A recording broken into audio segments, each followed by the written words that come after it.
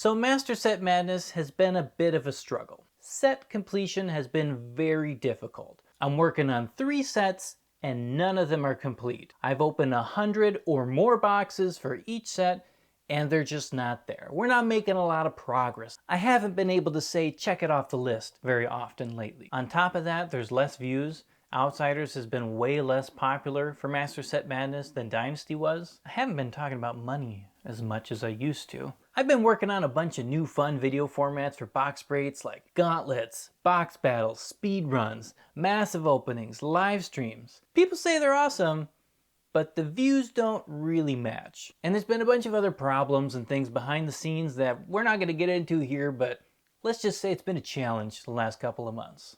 And so I hit a point of just asking myself, is it time to quit? Have I taken Master Set Madness too far? There's that little voice in my head that says, you're not very good at this. And you know what? That's probably right. I knew opening a master set from boxes was going to be difficult, but I thought we might have a little bit more luck on one of the 3 sets.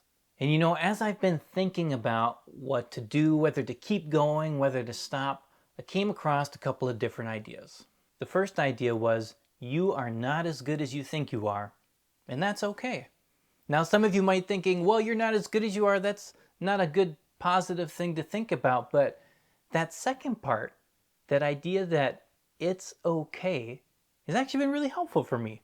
And it's been helpful because it reminds me that there's room to grow, right? It's okay that I have not arrived, so to say, yet.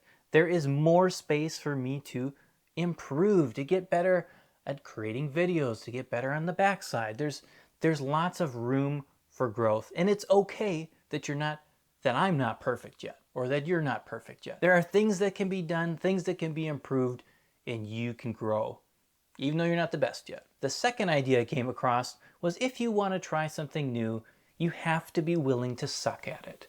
Or, as Zuckerberg said at some recent point or conversation, you gotta be willing to get beat up a bit. And that's something that I've struggled with. I think most people do. Most people don't enjoy not being good at something, right?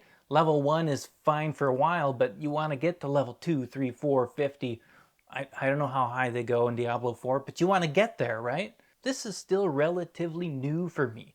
Sometimes I make a thumbnail that's no good. Sometimes the topic is no good. Sometimes I forget to record. So you just screw it up. And the third idea that I came across is this idea that most people quit too soon when it starts to get tough. And again, we don't need to go through all the reasons why it's been tough for Master Set Madness or other video ideas to come out in the last month or 2 for me, but it's been challenging, and there's been that sense of running into a wall. You gotta just quit. It's not gonna work. You gotta give up. And the reality is, if you want to do something different, if you want to do something big, it's going to be tough. It's going to be challenging. It's going to be hard. So yeah, Master Set Madness has been tough. I've not succeeded on a single set, and it's gotten to the point where, well, it's a little bit tough to keep it going and make it sustainable. But I've also asked myself, has it really gotten to the point where you've failed, it's done, it's time to quit, or is it just getting tough and you got to push a little bit further?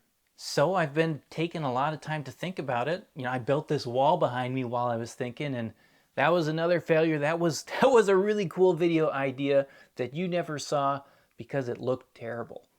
It really did look terrible. But I don't think it's time to quit. And so instead of quitting, I'm going all in. I have a bunch of changes for Master Set Madness.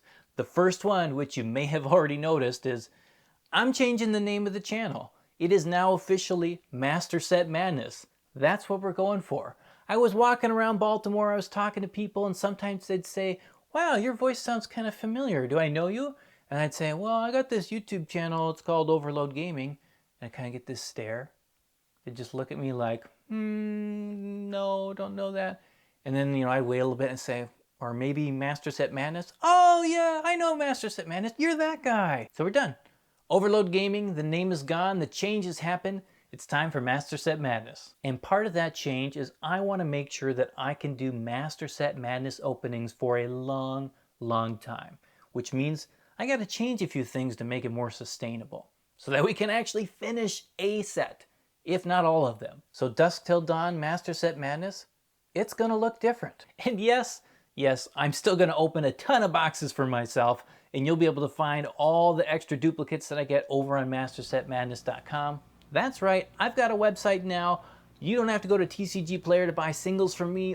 Currently, my website is only set up for shipping orders in the US. I will look at expanding that in the future. Also, it's going to take me a bit of time to transfer my singles inventory from TCG Player to my website and to fill it out.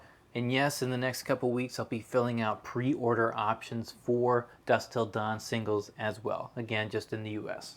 For Dusk Till Dawn, I'm going to be opening the boxes way faster than I did for Outsiders and previous sets. Again, with the goal that we actually complete a set, and also because more people are just interested in box openings at the beginning or near release of a set than they are month 2, 3 down the road. Plus, it's going to help me get data faster for my patrons who get the whole tracker and are going to have all the information of what I open for everything from Dusk Till Dawn. Speaking of Dusk Till Dawn, I'm going to be opening the very first box, the world premiere, this week when the clock strikes midnight and it's Monday, July 3rd in the Eastern time zone.